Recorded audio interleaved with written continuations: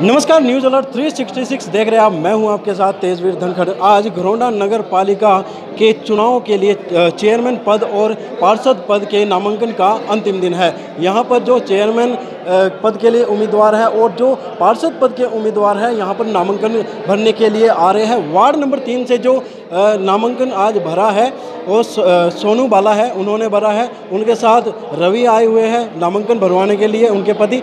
बातचीत करते हैं किस तरह के मुद्दे उनके रहेंगे। जी, किस तरह के मुद्दे आपके अब की बार चुनाव में रहेंगे, क्या कुछ मोटिव लेके चल रहे हैं? नमस्कार सर, अब की बार वार्ड नंबर 3 धर्मवीर कॉलोनी, नसीब प्यार कॉलोनी का जो वार्ड है इसमें लेडीज़ वार्ड आरक्षित है। तो इसमें मेरी मिसिज सोनू बाला के नाम से हमने नामांकन पत्र आज दाखिल कराया है। तो सर हमारे जो मेन मुद्दे रहेंगे, गलियों में जो पूरी सफाई की व्यवस्था है या जो महिलाओं की सुरक्षा की व्यवस्था है, क्योंकि जो हमारा वार्ड है वहाँ पे उसके नज़दीक एक पार्क लगता है जिसमें कुछ शरारती तत्व घूमते हैं। वो वहाँ पे सेफ्टी नहीं है, लेडीज़ सेफ्टी। और जो उसके अंदर जो भी कार्य रहेंगे सफाई के या जो जिम का जो सामान है वो ख़राब है, उन सभी के ऊपर मेन फोकस किया जाएगा। और मैं सभी वार्ड नंबर 3 से अपील करूँगा कि ज़्यादा से ज़्यादा संख्या में मतदान करें और हमें अपना आशीर्वाद दें। तो यहाँ पर जिन्होंने नामांकन दाखिल किया है उनसे भी बातचीत कर रहे हैं, जो प्रत्याशी हैं। जी, किस तरह की महिलाओं के लिए किस तरह की सुरक्षा या फिर कहे जो उनकी आवाज़ उठाने का, वो किस तरह का मोटिव आपका रहेगा?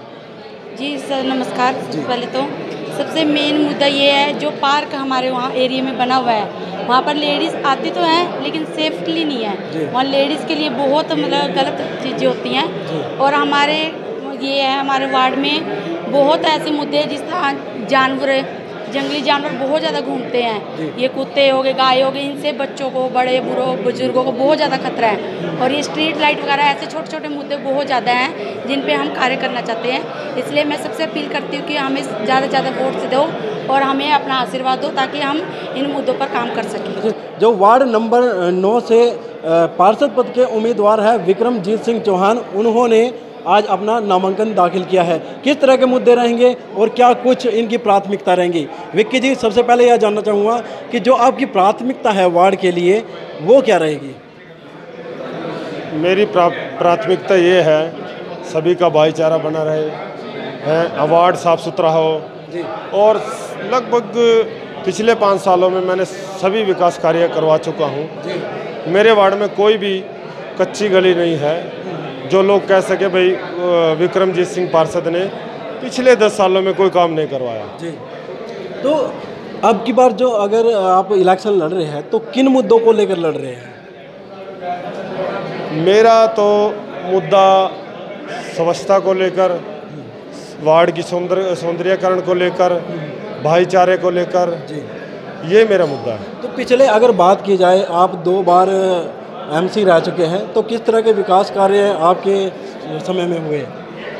मेरे वार्ड में सभी गलियां पक्की है, सभी स्ट्रीट लाइट इस टाइम भी मौके पर सभी ठीक ठाक हालात में है और सफाई व्यवस्था भी ठीक है। जी, तो अब की बार आपके वार्ड से भी काफ़ी लोग मैदान में हैं, तो किसको अपना कम्पिटिटिव मानते हैं इसमें? मेरा कोई कम्पिटिटिव नहीं है जी। हाँ, जनता ने मुझे पिछले 20 सालों से जनता मेरे को समझ चुकी है और मुझे पूर्ण आशा है मेरे वार्ड के लोगों से, बुद्धिजीवियों से, भाई मुझे अब तीसरी बार हैट्रिक लगाकर मुझे चुनाव मैदान में जीत दिलाएंगे। जी हाँ, हमारे साथ यहाँ पर पूर्व पार्षद राम सिंह जी हैं, जो सिंचाई विभाग से रिटायर्ड सुपरिटेंडेंट भी है। उनसे बातचीत करते हैं उन्होंने इस बार कहाँ से अपना नामांकन दाखिल किया है। जी राम सिंह जी, अब की बार कहाँ से नामांकन दाखिल कर रहे हैं? तेजवीर सिंह, यहाँ पहुँचने पर आपका धन्यवाद, स्वागत करता हूँ। और जो है जनता ने मुझे 2 वार्ड से मेरा 10 वार्ड में काम देखते हुए जनता वार्ड नंबर 2 जनता ने मुझे मौका दिया, भाई आप रिटायर्ड है, ठाल दिया है तो आप 2 वार्ड में आओ। जो मैंने 10 वार्ड में काम किए हैं, मैं तन मन धन से भी वार्ड 2 की सेवा करूँगा, 24 घंटे तैयार रहूँगा। तो 10 में आप लड़ रहे थे, तो 2 में 10 में जनाब लेडीज वार्ड है क्या, अनपढ़ घर तो इस वजह से। हाँ। तो किस तरह के जो आपके मुद्दे हैं, जो कार्य आपने 10 वार्ड में करवाए हैं, तो वो कौन कौन से थे, और 2 वार्ड में क्या कुछ कमियां हैं अभी? 2 वार्ड में एक तो मकानों की कमी है, अभी तक सड़कें भी रह रही हैं, दूरी पड़ी है सड़कें भी, वो भी करानी है। जी जी। और एक ये मसला है थोड़ा अपना, जैसे कोई संग्राम बन जाए, ये अपना जनता का अपना ब्याह शादियों में काम करना बैठना अपना कर जाए, वो जगह नहीं है अभी तक वार्ड नंबर 2 सेंटर। हाँ, मतलब कम्युनिटी सेंटर बन जाए, उसके बारे में थोड़ा हम कोशिश करेंगे। हम मतलब समझदार लिखतम पर तो मतलब सारी कार्रवाई कर देंगे अगर पब्लिक ने मुझे मौका दिया तो। जिनों से नामांकन किया है मीनू चौधरी ने, उनसे बातचीत करते हैं, किस तरह के मुद्दे हैं उनके रहेंगे। जी, स्वागत है आपका न्यूज़ अलर्ट पर।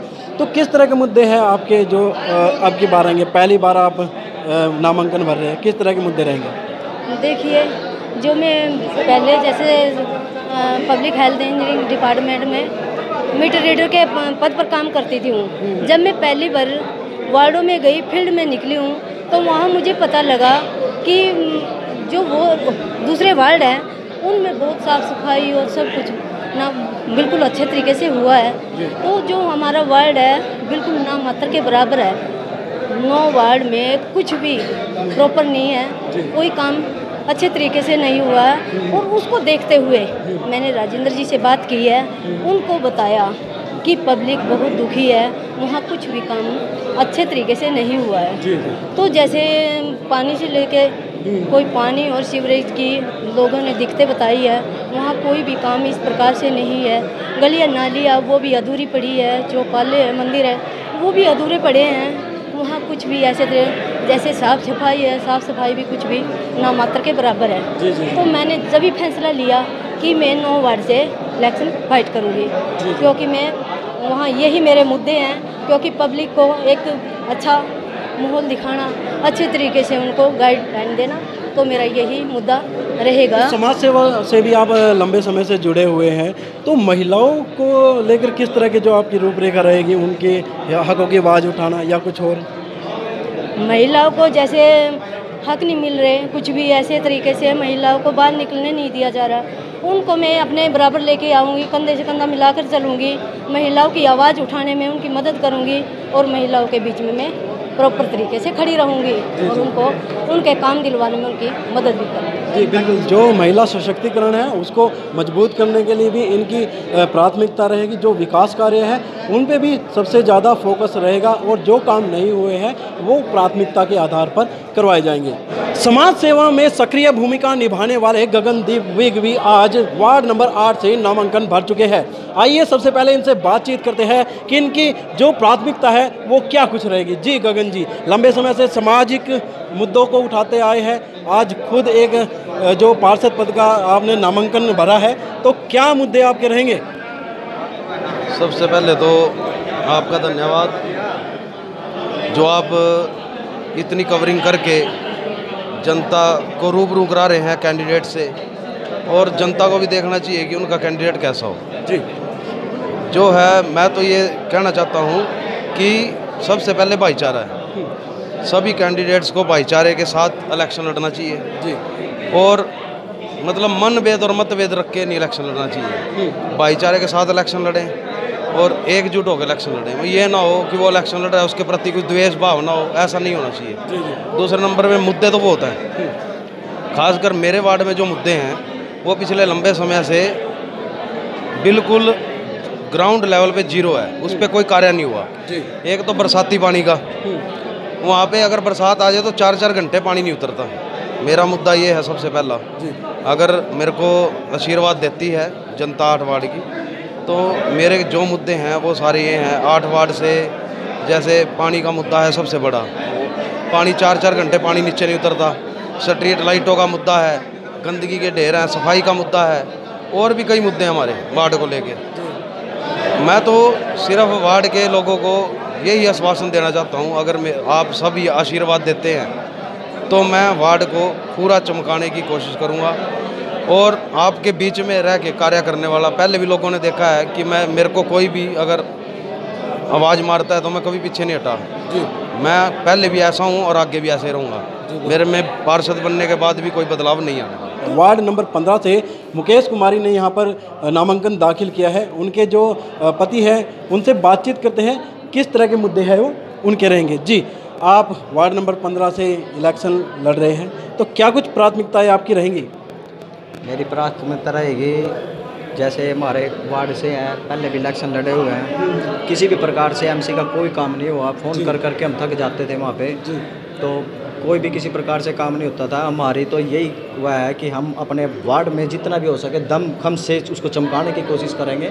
नगर पालिका के सहयोग के साथ मिलके हर एक जो भी समस्या का हल होगा, जैसे भी जो भी नगर पालिका के अंदर गरीब आदमी के लिए स्कीम आती है उनको प्रपोज किया जाएगा। हर वार्ड में अपने जाके घर घर जाके जो भी जिसकी जो समस्या होगी उसका हल करने की पूरी कोशिश की जाए। तो आपको क्या लगता है कि आपके वार्ड में ये काम सबसे पहले होना चाहिए था? बिल्कुल होने चाहिए थे। सड़कें इतनी बड़ी, इतने जहाँ पे रियास हो जाती है, क्या ये सरकार की भी पॉलिसी है कि जहाँ पे अगर कॉलोनी बस जाती है तो उन कॉलोनी को अप्रूव किया जाता है, उनको पास करके उनमें सड़कें, पानी, सिंचाई, सीवरेज वगैरह सारा डाला जाता है। जबकि हमारी कॉलोनी के अंदर ऐसा कुछ नहीं है। जो काम पेंडिंग शुरू से थे वो आज तक पेंडिंग ही है, उसमें कोई इसके अलावा कोई काम नहीं है। इसके अलावा हम दूसरे जो पार्षद आज नामांकन के लिए आए हैं उनसे भी बातचीत करेंगे। वो क्या कुछ मुद्दे अपने रखे हुए हैं, किस तरह की प्राथमिकता उनकी है, उनसे भी बातचीत करेंगे। वार्ड नंबर 15 से बबीता देवी ने आज नामांकन भरा है पार्षद पद के लिए। उनके पति यहाँ पर साथ है सनी जी, उनसे बातचीत करते हैं कि किस तरह की जो कार्रवाई है या वार्ड में किस तरह के जो काम है वो क्या प्राथमिकता इनकी रहेंगी। जी सनी जी, क्या कुछ प्राथमिकता रहेंगी आपकी? जी, सबसे पहले तो मैं आपका धन्यवाद करता हूँ। बबीता देवी ने 15 वार्ड से अपना फॉर्म भरा है और सबसे पहले तो यही रहेगा कि जो भी अधूरी पिछले वार्ड से पंकज गुलाटी जी जिन्होंने अधूरे काम छोड़ा है, सबसे पहले उनको पूरा करने का काम करेंगे। और जो भी छोटी छोटी बात होगी, छोटे छोटे से पॉइंट है जिसमें गुलाटी जी ने ध्यान नहीं दिया, उन पर भी हम गौर करेंगे। और 36 बरादरी के भाईचारे के साथ जो भी आधी रात को फ़ोन करेगा 24 घंटे हम उसके लिए सेवा के लिए तत्पर रहेंगे। और हमारा लक्ष्य यही है कि 36 बरादरी को साथ लेकर चलना। जिस तरह से महिला वार्ड है, महिला यहाँ से नामांकन भर रही है, तो महिलाओं के लिए किस तरह की प्राथमिकता रहेंगी आप? सबसे पहले तो देखिए, अब इस टाइम है ना, जो सरकार ने एक मुहिम चलाई हुई है शिक्षा के ऊपर, सबसे पहले हम तो शिक्षा पे जोर देंगे और हार जीत चलती रहती है। और मेन हमारा मकसद शिक्षा के ऊपर भी रहेगा और एकता के साथ और अपना भाईचारा कायम करेंगे।